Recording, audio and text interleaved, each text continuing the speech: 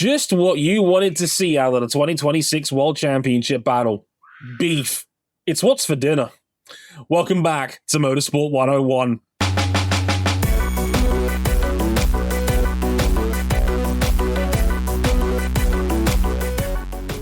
Welcome to episode 658. I'm your friendly neighborhood host, Dre Harrison. Glad you could join us for another episode of Motorsport 101. And boy, oh boy, this was a fun one. This is between you and me, ladies, gentlemen, and friends outside the binary. This is my favorite F1 round of the year. I love Canada. I love the Canadian Grand Prix. This is the one bucket list race I would love to do one day. And if anything, this was kind of weird because, and we'll explain why a little bit later on, that this probably shouldn't have happened in this time slot for the Canadian Grand Prix. This time of year, it kind of wreaked havoc a little bit with this race. But it led to some prime beef and some great entertainment, so what's not to moan about over the course of the next hour or so. Joining me, as per usual, we have Mr. Cameron Buckley. Hello, sir. Hello, everyone. And much like early investment in Alex Palou and Lauren Heinrich, early investment in Kimi Antonelli, after massive losses on the market all of last year, it's actually making some money now. A lot of money. You hold on to that stock. Here is a stat from Jason Poland, longtime supporter of Motorsport 101, who points out that 16 drivers in Formula One history have won 4 Grand Prix in a row. 15 of them are Formula One world champions. The other is a 19-year-old Italian kid. No F1 driver ever has won their first 4 Grand Prix consecutively. Kimi Antonelli is the first of his kind, and, well, the way that Canada played out, he's just become odds-on favourite to win the World Championship. We'll see why very shortly. We'll do the intro stuff a little bit later, but we also came to an arrangement as well. We wanted to talk a little bit about the NLS because another thing we missed in our time in between race weekends was Max Verstappen was out there at the Nordschleife representing his team for the 24 hours of the Nürburgring, and not gonna lie, I watched a good few hours. This was a lot of fun. Oh my gosh. I'm glad you had fun, Mr. Harrison, because I didn't. So I'm on the stories of the race. Max Verstappen didn't win. His Red Bull sponsored Mercedes AMG, run by Windward Racing under the Verstappen Racing label, conked out with 3 hours to go while pretty much in the lead, and with both the Windward cars agreeing to hold position for the final hours, and then mechanical trouble said no. Yeah, of Windward course. Still won the race. Yeah, they took it easy for the last 8 hours up to that point. And then the right rear drive shaft decided to clock out a bit early and collateral that entire corner of the car. Yeah, Danny Giancadella had to limp it home, but unfortunately, they spent about 2.5 hours in the pits fixing that. They couldn't get it back out there until right at the closing stages of the race. What is Jules Gounon going to have to do to win one of these N24s? Yeah. That man was devastated. He knew that was his best shot yet of winning one, and it just didn't happen. For me, my personal highlight watching this race was the late night, midnight fight between Max Verstappen and Maro Engel in their respective cars. Maro Engel, who had talked a fair bit of shit about Max and his GT3 escapades until he actually got to NLS and was like, oh, he's actually an all right guy. They beat the piss out of each other on the Nordschleife. It was glorious. Yeah. Those two actually hit each other coming up on a pair of slow cars that were blocking the road. Engel fires it around the outside onto the grass and has to save it. Ended up being a race-winning save because when the 3 Mercedes faltered, the 80 Mercedes stroked it home. Yeah. Personally, as a Manthey Porsche fan, this race was trash. I hate it here. Kevin Estra slipped on some oil and just ate shit in the most spectacular way while running P2. There's the klaxon. Insane Kevin Estra bullshit klaxon. Amazingly, was not the worst car to come out of that oil slick. Given the Mini Mustang underwent rapid unscheduled disassembly against the wall. Oh man. Extraordinary attrition rate at this race. Like, oh yeah, all your heavy hitters were basically out after 8 hours, bar the two Mercs and one of the BMWs, which got delayed, but was not out. Yeah. And that's not even the BMW anybody's talking about, because BMW decided, you know what, that April Fool's bit where we decided to make a shooting brake, a saloon, a station wagon version of our BMW M4 GT3 car. What if I just made that for real? And so the M3 Touring was born, and it was not only competitive, it was so much fun to watch. Connor DeFilippi pulls off an outside overtake that is just breathtaking stuff. That guy could still wheel. Dude, that car got a top 5. Like, P5. It wasn't just like an April Fool's joke got P5, and it was actually pretty fast. Like, it was genuinely a competitive car. We were at one stage looking at those two Mercs going hammer and tongs at the front of the field going, are we on for the touring podium? Hashtag big touring P5. That's What a lot day. of junk in the trunk. That's the real tragedy of this race, is because that car was built, and before the race, they immediately decided to sell it to some guy. So that was its last ever race. No, whoever bought it, please tell him to put it back out there and race it. Please, I need more big touring. I need more big touring in my life. Okay, I didn't know what I was missing until I saw big touring. Yeah, between that and the Weenie 500, which I know we didn't talk about in our Indy 500 episode, like. I know there is a limited shelf life to this event. There are only so many sausage jokes you can make to keep it fresh. Well, but it was still fun. Listen. Anyone but Slaw Dog. Another win for Mayor Mandami, whose Knicks are now currently in the NBA Finals. Yes, and Ryan Eric King and supporter of the show, Sasha, are higher than Giraffe Pussy. Yeah, no kidding. And New York Dog took the win, which is the right winner, quite frankly. That's the Penske of hot dogs right there. On a mildly serious note, the reason why the Weenie 500 works is because they fully commit to the bit, and that's what makes it so great. They have a fucking Oscar Mayer racing jacket you can buy. Yes. Corn Dog had a stick in the back of the car. There was hot dog jokes a mile long. Literally. There was that's a Glizzilla. There was a chop block on the opening lap, and deadpan Townsend says in the microphone, "That's one dirty wiener," and I almost lost it. I love, by the way, there's a little bit of inside baseball, because Townsend Bell spent the whole race hyping up the corn dog, and it ultimately finished mid-pack. Just like Townsend's racing career. But there is a turn 2. He gave it a turn 2 on lap 2. Yes, as Kira points out in our chat, there is a supercut of all the Glizzy jokes on YouTube. I do highly recommend watching it if you're the sort of like we are playing chicken with an Ofcom/FCC violation in real time. Absolutely. Back to the N24 for at least a moment. I also think we didn't really learn anything new from this event. Max Verstappen can wheel a car. Yeah. That boy's really, really fucking fast. Yeah, that dude is something else. Like I watched that man drive on board. About 150,000 people did on YouTube, because there was a media firestorm in regards to this race. Like, the race and Sky Sports both bought streaming rights to the race, so they had it on their platforms. There was an onboard for Max's car only that had, I think, at one point over 200,000 viewers watching along live as it was going on. The race sold out for the first time in 6 years. Again, I think part of that is the pandemic, but it's got nothing to do with the worldwide media coverage who all thought, let's all pivot to the NLS because Max is over there. It's more it's eyes on a great race.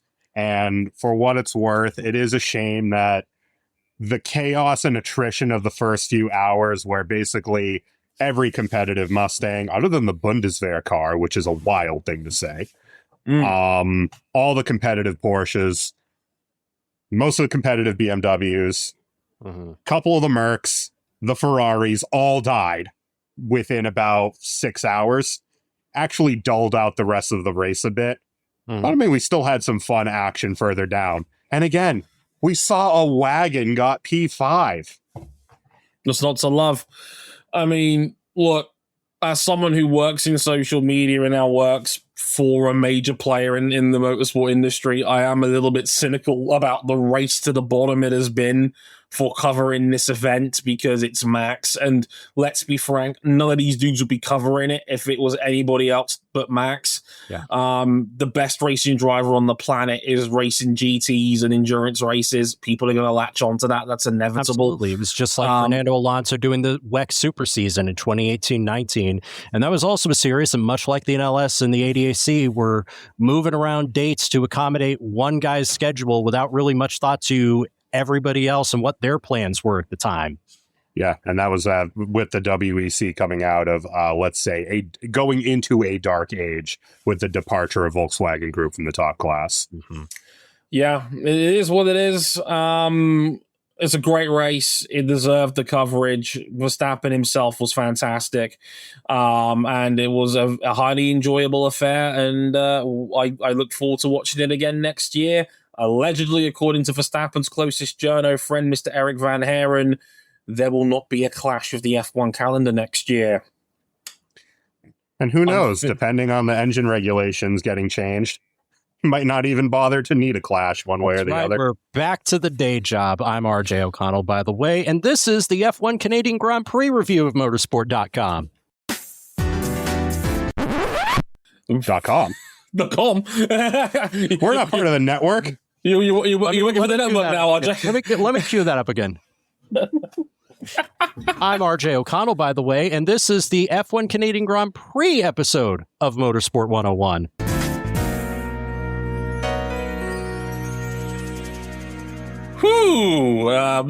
We're keeping that in, by the way. Not assimilated. This was a bizarre Canadian Grand Prix weekend. At the front, we got a prelude as to what would happen on Sunday with a Saturday sprint race. It was the first Canadian Grand Prix sprint weekend we've ever had. Halfway through the sprint, Kimi Antonelli tried an audacious but a fair challenge around the outside of turn one of his teammate George Russell. They're competing for first and second in the sprint. Antonelli, I'd argue, gets enough of his car alongside to demand space. George Russell disagreed and ran him back into the grass patch at turn two. Both men ran wide. Just like Rosberg and Hamilton in the days of old. Good times, good times. George Russell came back out in front. Antonelli tried again into turn 8, but then hit the bump on the path towards the apex, skidded across the grass. George Russell got back out in front. Antonelli would drop to third, and that's where he would ultimately finish in said sprint. Russell taking the sprint race victory. He would also take pole position on Saturday afternoon as well. Fun fact, he out-qualified Antonelli by the exact same amount in both the sprint and Grand Prix qualifying, 0.068. Funny coincidence. Almost nice. Almost nice. We dodged both the funny numbers. What a shame. In the race itself, that apparently the night before, Toto had sat down with his boys and said to them, well, how do you want to race? Apparently more of the same on Sunday, allegedly. So in the race itself, Mercedes were at it again, this time with both drivers making errors. Both ran wide at turn 10 multiple times. Kimi was ordered to give up the lead by Toto directly after cutting the final chicane to keep position in front, after he accused George of running him wide off the final corner. The intense fight, though, came to an end at the end of lap 29 because George Russell's battery suffers a catastrophic failure and he has to park the car. Russell is out. Antonelli goes on to win comfortably by nearly 11 seconds. He cruises to victory, and with it takes a 43-point lead in the championship after 5 Grand Prix weekends. Lewis Hamilton would end up second, beating Max Verstappen in another one of great fights. This time Hamilton came out on top. He was second. Max Verstappen's first podium of the year in third.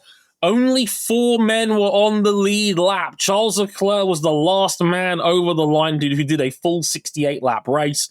I'll tell you why it was 68 laps and not 70 very shortly. But Charles Leclerc was fourth. Everybody else from Isaac Hadjar down was at least a lap off the pace. Hadjar, by the way, fifth place. Guys, want to know the last time a Red Bull driver not named Max Verstappen had finished top 5 in a race? Was it Perez in early 24? It was Perez in early 2024. It was Miami 2024, where he finished in fourth. That was the last time a Red Bull driver not named Max was in the top 5. Yeah. And Isaac did his best to not get that top 5 on account of the fact that he got seemingly every penalty they could muster. You got 2 penalties in the race. One of them was a 10-second time penalty for a weaving call. Haven't seen that one very often in Formula One lately. Oh my God, that's more than one change of direction, and it was. Charles Leclerc had to change of pants after that one. Yeah, he came back across the racing line to take the racing line for the final chicane on the back straight after weaving to the right once to block. So that was a 10-second penalty. And then he got a drive-through penalty. It was a 10-second stop-and-go penalty for ignoring double wave the yellows, which took him from 5th to 5th. Yeah. Yes, we are back to the big 4 structure, and you wonder, where's the 4th? We'll get to them later. Yes. Where it's the top 4 teams, and then it's quite the yawning chasm, at least at this track. We'll get to some of that a little bit later on, but gentlemen, beef. George Russell is the turkey that voted for Christmas, and oh no, I'm hopping in and I'm getting doused with gravy, and this is terrible. Like, oh, this is so bad, etc. I mean, good old-fashioned rules of engagement. I think we've been waiting for this all season. Finally, we got a race where Russell and Antonelli were on relatively even terms and were able to directly challenge each other on track.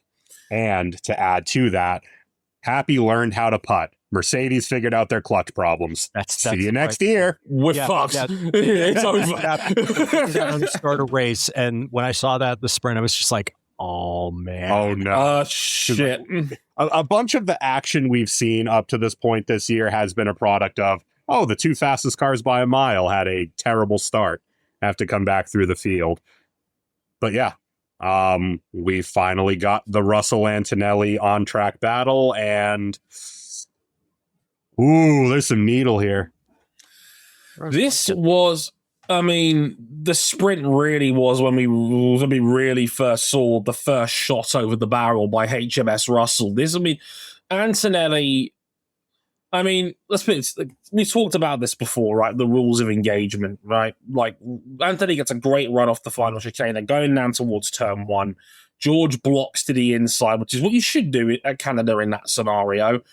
Antonelli is trying the outside pass. And if you remember the rules of engagement that we voted for, says the F1 paddock, you need a wheel at wing mirror length to demand space. Mm-hmm. And I would argue Antonelli gets there by the time you get to the apex. You can actually see the difference in car attitude when you see Russell open the steering with full intent to run him all 4 wheels off the road. Yeah. You can actually see the change in attitude in Russell's car. Yeah, and the same rules of engagement also said that if it's chicane sequence, you take the first apex as the port of call for what happens next. Antonelli, in my opinion, has done enough to demand room. He's earned the right to run side by side with George. George said, "I don't think so, sunshine," and runs him into the grass across the turn 2 apex. Very lucky they didn't smash into each other off the back. Realistically, Kimi could have left the car in there and just totaled them both out of the race. Yeah. He's a wiser man than most of us, which is ironic because then he would make a big mistake that later on that same lap and cost himself second. That's the thing. Like, this happens. Kimi rejoins in second.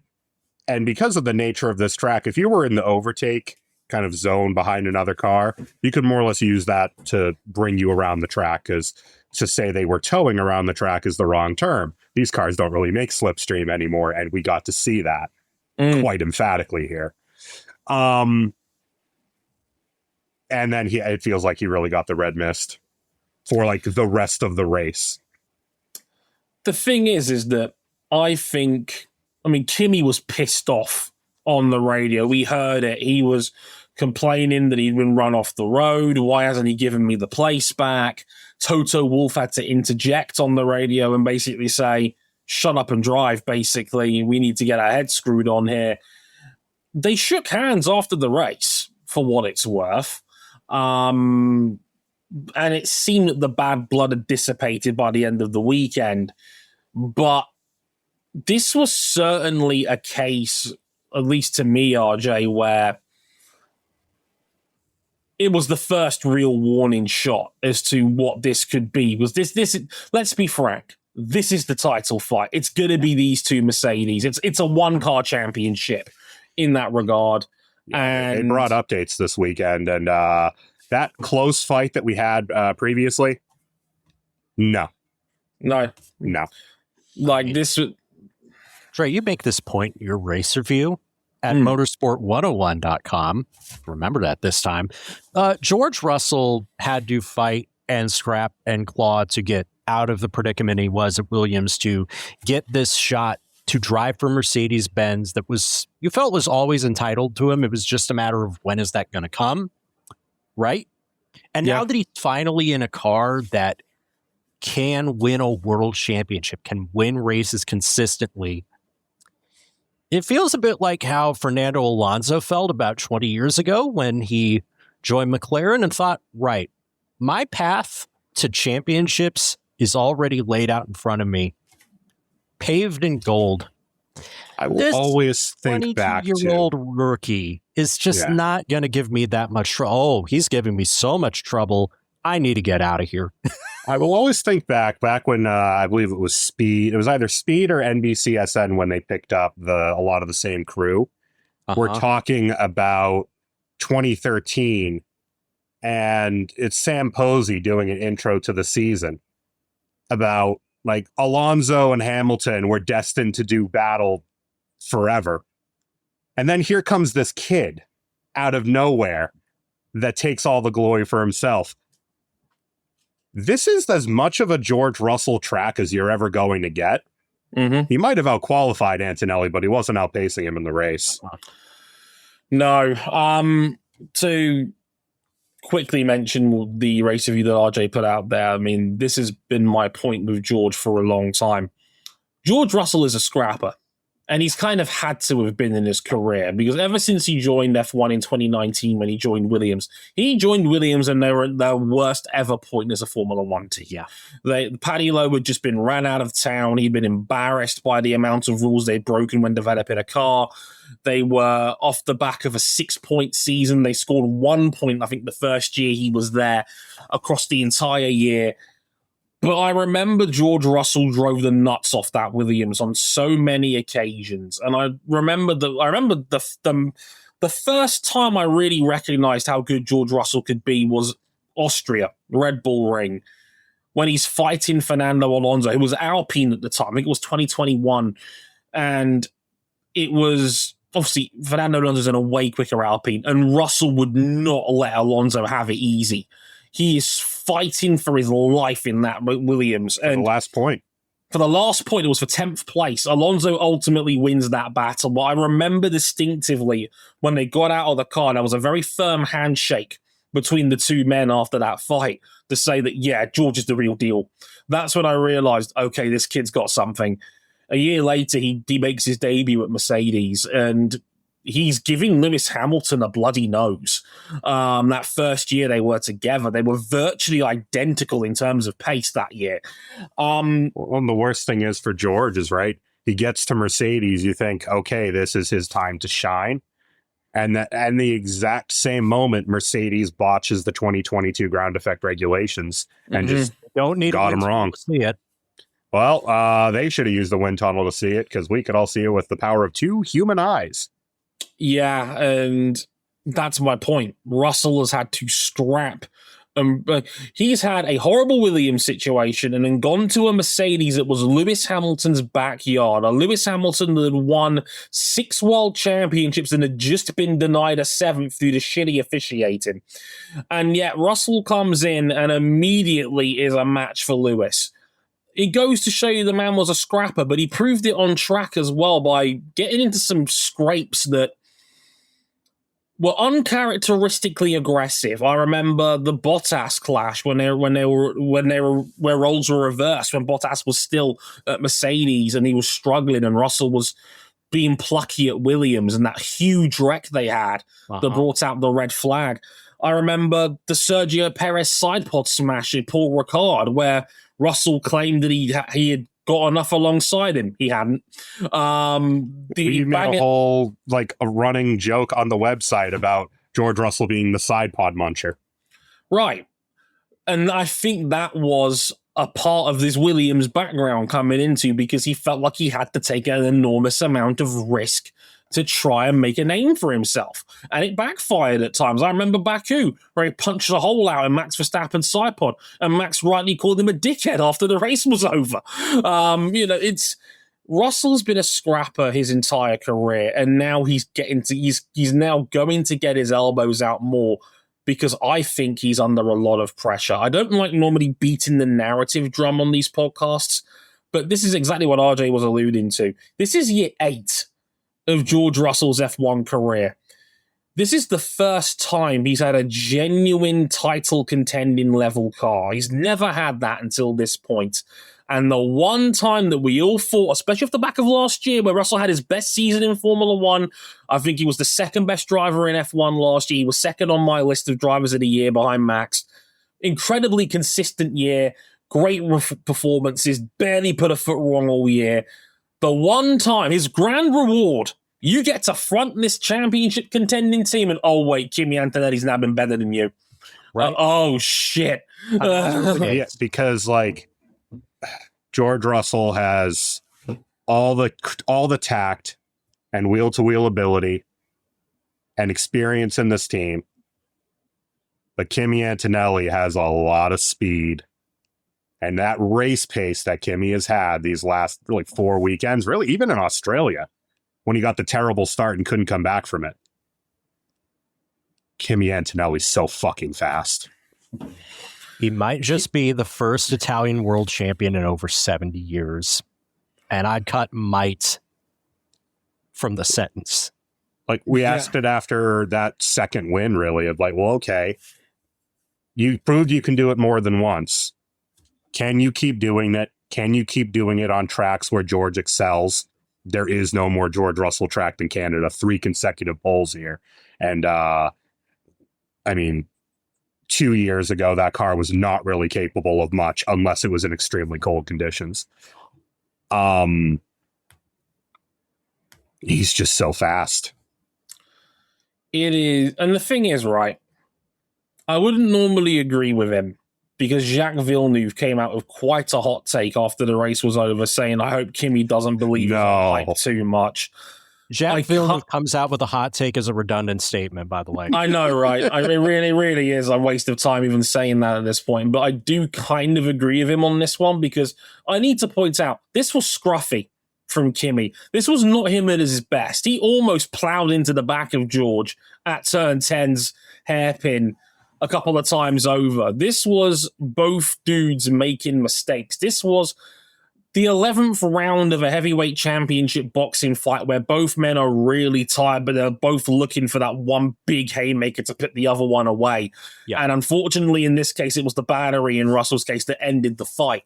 But this was not pristine Kimi by any stretch. And he needs to be a little bit careful, because at his limit, he can make mistakes. We've seen that all year. But you can't argue with the win column. 4 straight wins in a row is crazy in this era of Formula One. Yeah. The only driver that has not gone on to win the world championship after winning 4 consecutive is Lewis Hamilton in 2016, because Nico Rosberg won 4 consecutive in the same car. Mm-hmm.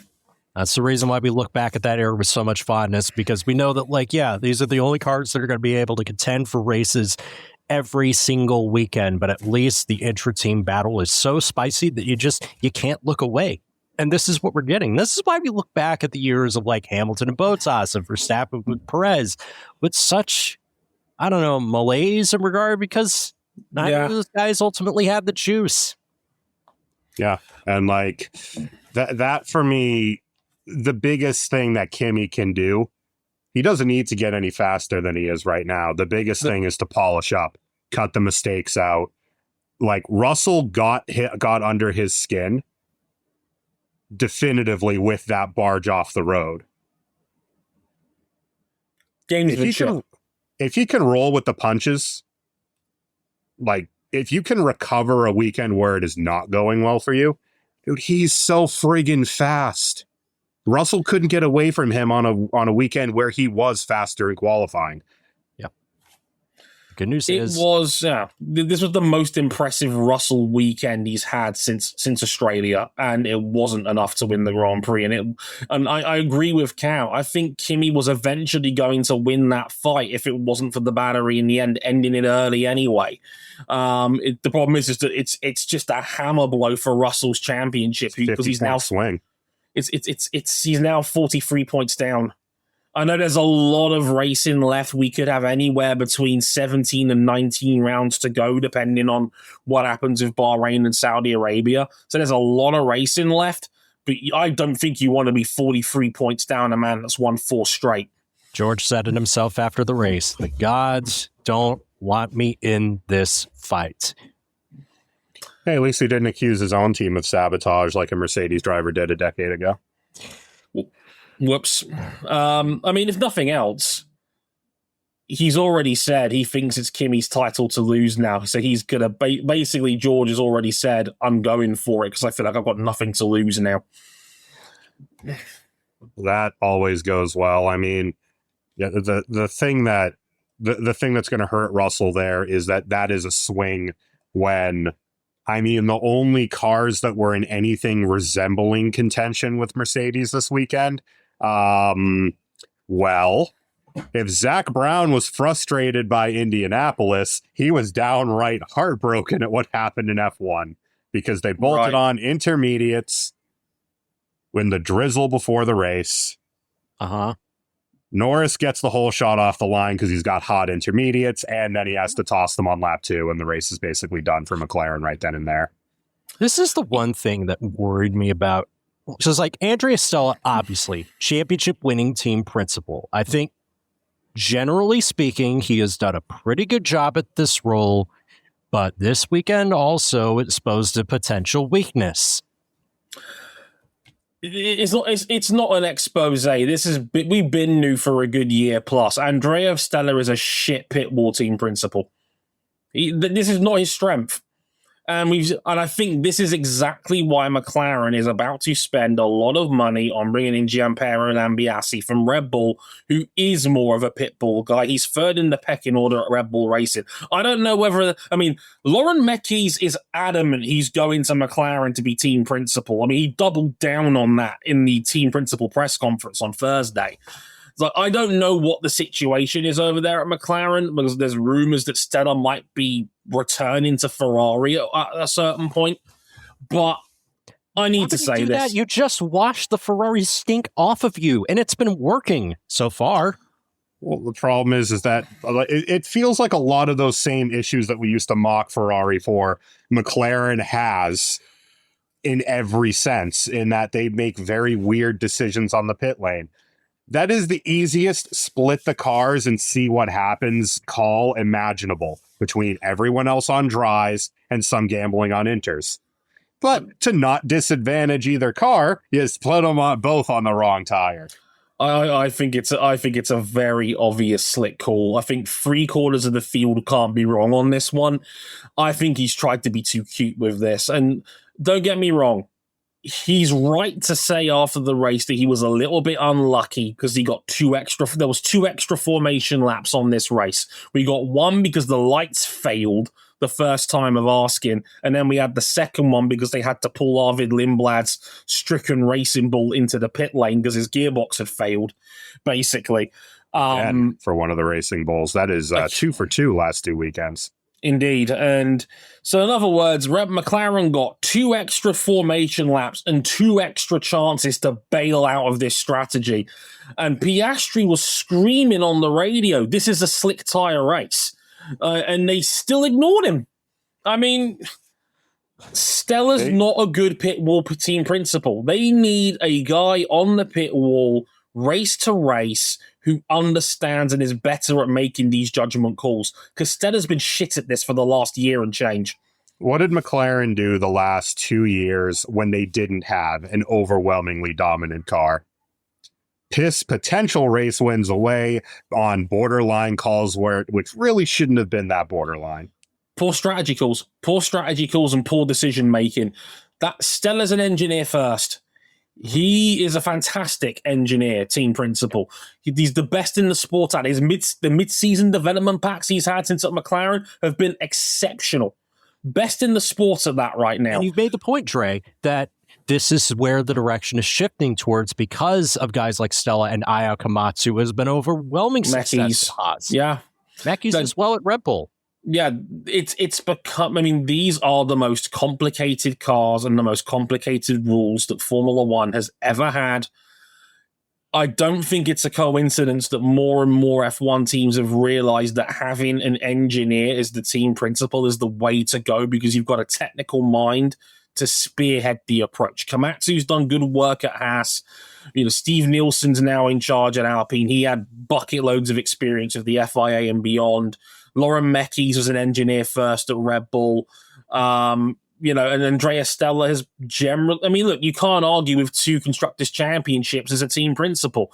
He's really good at the engineering side of Formula One, but he's not a pit wall guy. He's not a strategist guy. Christian Horner would be the first guy to tell you he delegates those roles immensely well, and that's why Red Bull was such a well-oiled machine during the most successful times that they've had there. They had the Hannah Schmitz, they had the Will Courtenays, they had Adrian Newey. It was that structure and delegation alongside Jonathan Wheatley, who we all know is the best team principal man-to-man as a sporting director when he was at Red Bull in F1 as the guy to pull all the strings together.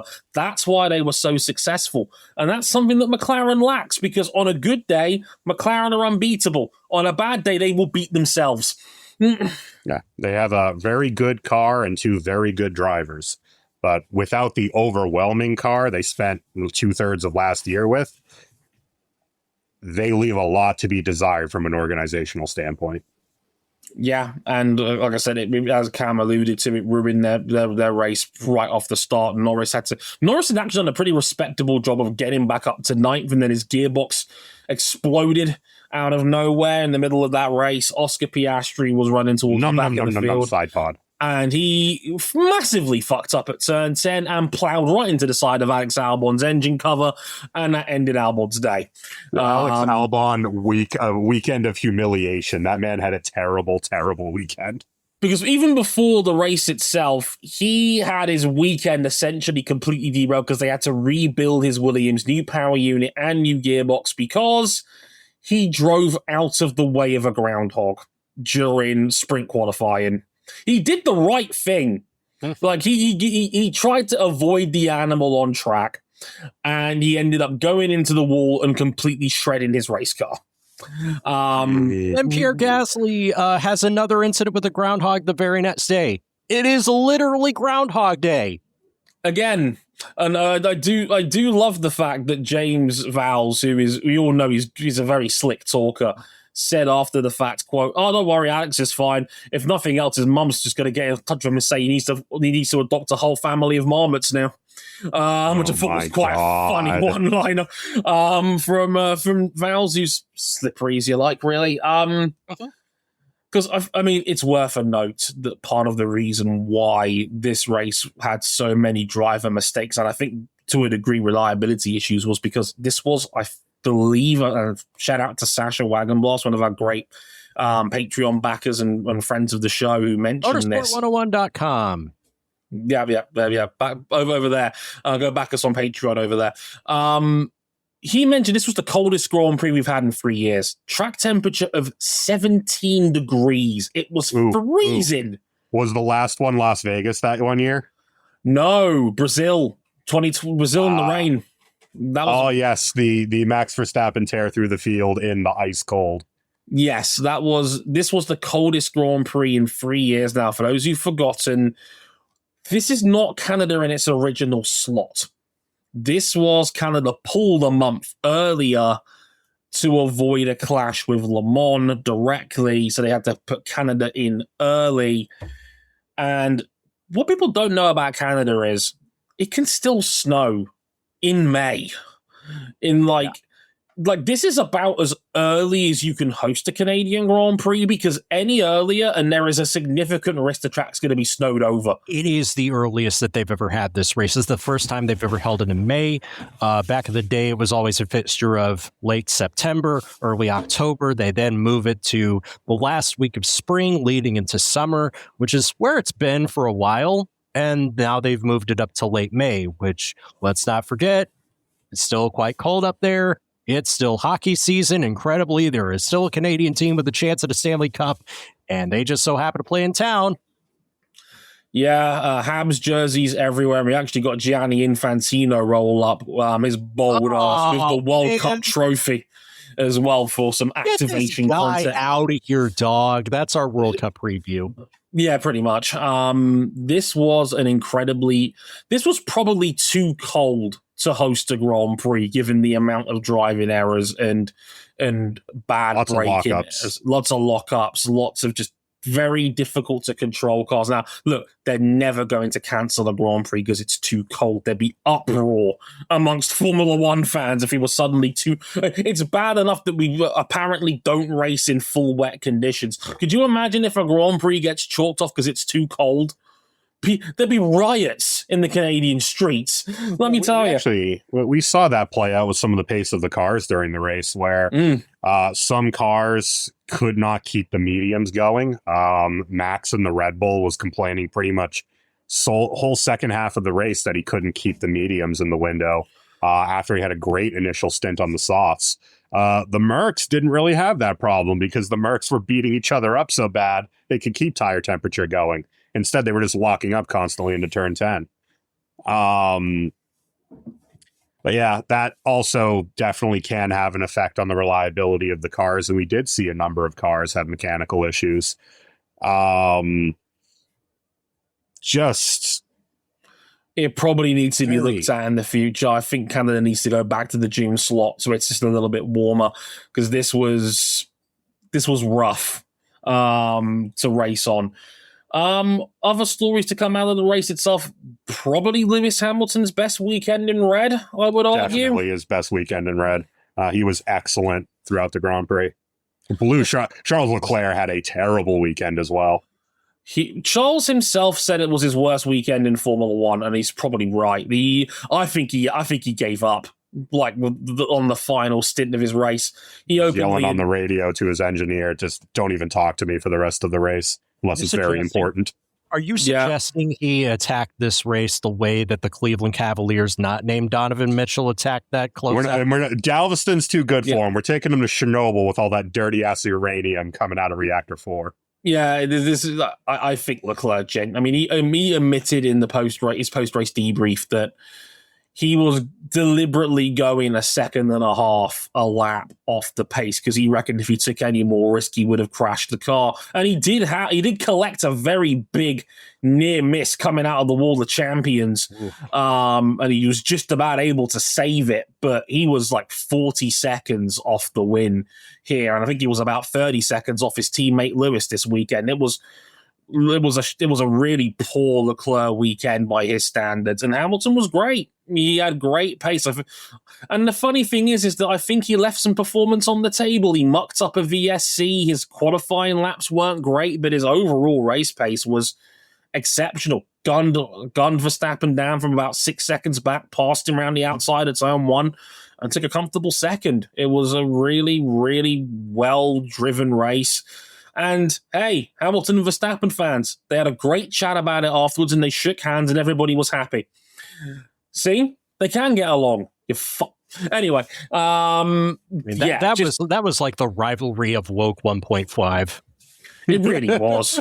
I'm so glad they were united at their relatively old age. Yeah, Unk Division came together for the greater good on We're this not one. calling Max Verstappen Unk Division. This is year 11 of Max Verstappen in Formula One. It kind of is. Also, we had Unk fight in the last race we talked about, which you can go back and listen to. Indeed. How about Franco Colapinto? I was getting worried about the season. I then look away. I turn back around, and all of a sudden, he is on an absolute here for Alpine, or as the rest next year, a comfortable Gucci Alpine. Yeah, we'll talk about that in a minute. It's going to be very interesting. I think it's very interesting that, but P6 of Franco Colapinto, back-to-back career high finishes off the back of Miami, where he was P7 after the Leclerc penalty.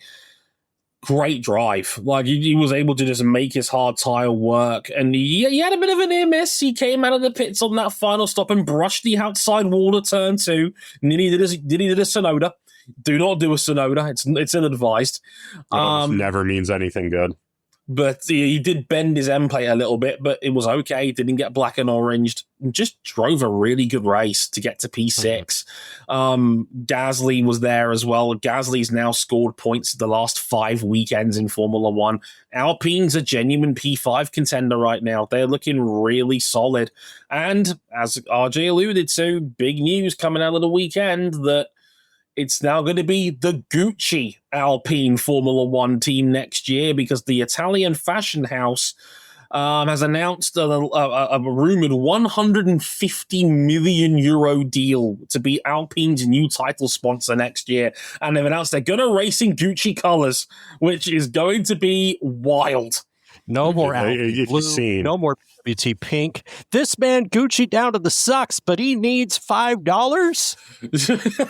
I say in the press picture that they have, the guy on the very left has the single worst fitting suit I've ever seen on another person. The bagginess. He looked like he was wearing a suit jacket, but he was like, I'm going to wear a suit jacket at 8, but I'm going to be MC Hammer at 9.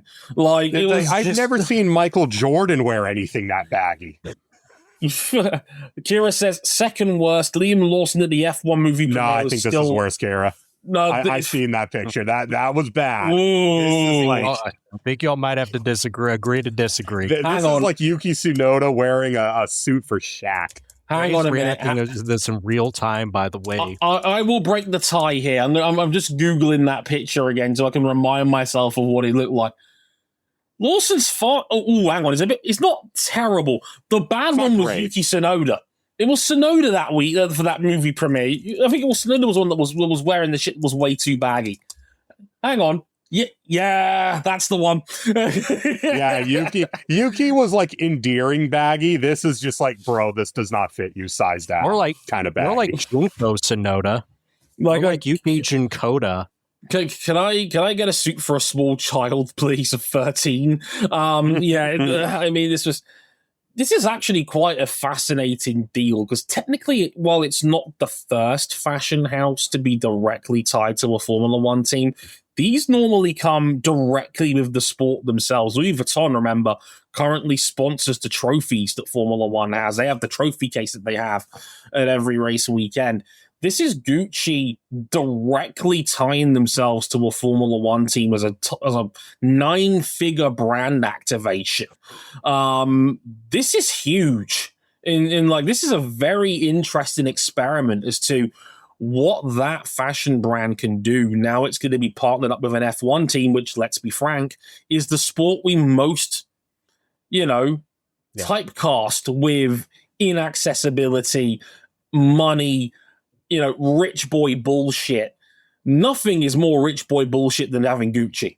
Let's be frank, So, team from Enstone, primarily sponsored by a fashion house from Italy. Where have I seen this before?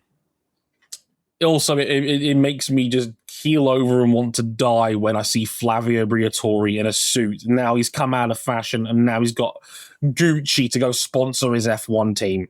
I fucking hate it. It makes me want to keel over. They really are just trying to regen Benetton at this point. They went out, they bought the best engine. They are trying everything possible to distance themselves from Renault that came before them. Like, it gives me bad flashbacks to the days of Flavio Briatore when he was in fashion, when he knocked up Heidi Klum and then abandoned the kid. He's a cunt, that man. He really is. And, just him getting Gucci there is just rough. And brackets, as a red-blooded male, if who walks away from Heidi Klum? Anyway, that's a discussion for another All I wanted to do was just talk about how the Franco Colapinto that broke into the sport with Williams is back, baby. Where's he? Yeah, on steering us back towards F1 itself. Yeah, that was like this. It's been a couple of really nice weekends from Franco, and he's needed this to steady the ship. Outperform Pierre. Yeah, last 2 weekends he's just been up there with Pierre, if not slightly better than Pierre. And look, we talked before on this pod, Gasly is no joke. He's a very, very good racing driver at this point. And Colapinto is now backing him up with points, and they're scoring every weekend now, which is exactly what Alpine needs to be. I've got to talk about this real quick before we get out of here as well, because this was... Because I don't know how many people on this pod watch Formula 2. This was a loaded weekend. We got Formula 2. I watch Formula 2 knowing that that as a person whose emotional anchor is high-tech GP with both Ratomo Miata and Colton Herta, I watch knowing that I'm inevitably going to be disappointed. But yes, I watched some of Formula 2 this weekend. It's on at a decent hour. Yeah, it was a big weekend there. It was Formula 2's first ever weekend in Miami last time out, and obviously again in Canada. They had to put the 2 rounds back in to replace Bahrain and Saudi Arabia because you don't know whether they're going to be coming back or not. So we got F2 in Canada for the first time ever. And we got relative carnage. For those of you who haven't seen it, Noel Leon won the sprint race, and Martinius Stenshorn won the feature race, his first Formula 2 win in total. So 2 brand new winners, good for them. I had to mention this because of how fucking messy this situation was. Now, during the feature race, there is a unique situation. You don't get this very often, right? Nico Varone, everyone's favorite sports car guy. 24 and Le Mans 24 class winner Nico Varone. Yeah, he is out of position on a restart. He's ahead of Alex Dunn on track when he shouldn't have been. That's not the restart order. He was out of position. He was given a 10-second time penalty as a result of being in the wrong place when the race was restarted. He doesn't serve the penalty properly. So he's then given a 10-second stop-and-go penalty, right? Now, remember this. This becomes important immediately because when it comes up on the TV graphics, it instead comes up as stop-and-go penalty. Now, there's about 12 of us in our Discord chat when this is going down, and we all assume if it says stop-and-go, we assume it's a 10-second stop-and-go penalty, right? That's commonly what you get told in Formula 1 when it's a stop-and-go, right? Wrong. Nico Varone comes into pits, and he does a Lucas de Grassi that time at Formula E in London. He gets into his box, stops his car, and then immediately drives away again. Because they think it's a stop and hold, basically. You just stop. Like, it's the IndyCar rule, where you just stop and then you immediately get back off and you go again, right? Now, it comes up again. It's going to be investigated after the race that he's not served the stop-and-go penalty properly because the race control message to the teams off the live timing said stop and go. Apparently, it is in Formula 2 sporting code that they can give a stop-and-go penalty without the 10 seconds because, quote, this is not a Formula 1 race. Formula 1 and Formula 2 have different sporting regulations. So they had to call Varone into the stewards afterwards to explain what had happened, and then we eventually got this statement that read, okay, technically we got to give you a 10-second stop and go penalty here, but we're satisfied you've served the penalty, so we're going to let this go, basically, because FOM fucked up and they didn't put the fact it was a 10-second specific stop and go penalty. What the fuck? Nico, it's okay. We have to extend knock wappy to the organizers themselves. Nico, in the first weekend in October, you can come back to a series with much less mess into a car you're familiar with. There's light tunnel, buddy. Come home. Oh my God! It is. Is that Golden Cockworthy? That feels like that might be Golden Cockworthy. I don't know, but I know what Floppy Award, my strong contender for Floppy Award, the potential man of this weekend, potential Rain Man. Potential Rain Man. I think it's in the conversation, certainly, that we're going to have to basically. It was a weird weekend in general in the sense of George Russell was fined. He was given a suspended $5,000 fine because he threw his headrest out of his car. We didn't even talk about it. George Russell crashed out hard when his car broke. I love a controlled rage. Yes, where he very importantly in a budget capped Formula One, he very carefully takes the steering wheel off, sets it off to the side, and then whips the head surround out onto the track, and then whips his gloves at the ground, and generally has a meltdown. He actually apologized on social media to the stewards publicly for, quote, giving them more problems than he needed to by throwing his headrest out of the car and then leaving his car when the marshal didn't give him permission to. He was given a suspended $5,000 fine for it. And I love that the stewards report read that quotes, Russell was deeply embarrassed by his actions and was prepared to publicly apologize as a result. Okay. More wine for the gala. I actually found the steward's report reading for Nico Verone. Do you want me to read this out before we get out of here? Oh, yeah. Please. Okay. 10 seconds, decision. 10-second stop-and-go penalty in accordance to Article 39.3 of the FIA Formula 2 sporting regulations, yada, yada, yada. No driver penalty points. The penalty, while not fully served during the race, was nevertheless served to the satisfaction of the stewards. I have never seen that written out on a steward's decision before. Here's the reasoning. Bear with me here on this one. The stewards summoned and heard the driver and team representative, and they reviewed video and GPS evidence. Having considered the matter extensively, the stewards determined that car 22 was delayed leaving the grid and was passed by one car.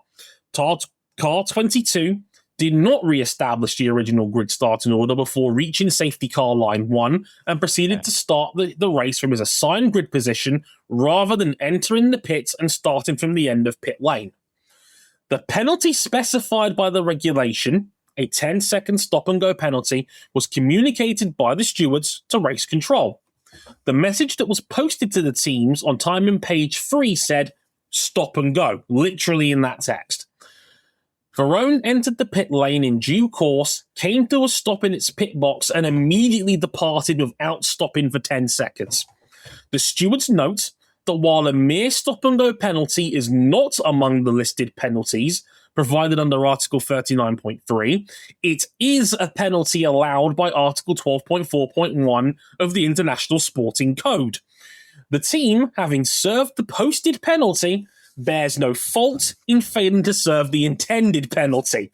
The stewards surmise that the confusion stems from the fact that in the F1 regulations, a stop-and-go penalty by definition includes an obligation to stop for 10 seconds. Such is not the case in the F2 sporting regulations. Given the gap between the series regs, it is imperative that penalty announcements in Formula 2 and 3 be made with clarity in these circumstances. What the fuck is that? Yeah, that's what they were saying when they dropped the new Ferrari EV this week.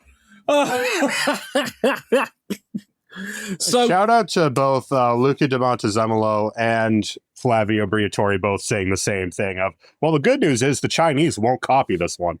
Oh, Jesus. Just a ferocious burn. Everybody's ass in their home market.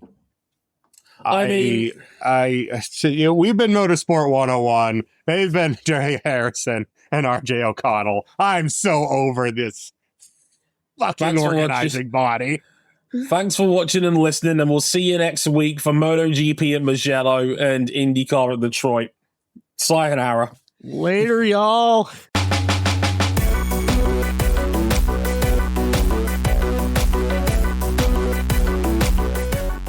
No, that's going in my Golden Cock nominees. That is one of the dumbest things I've ever heard.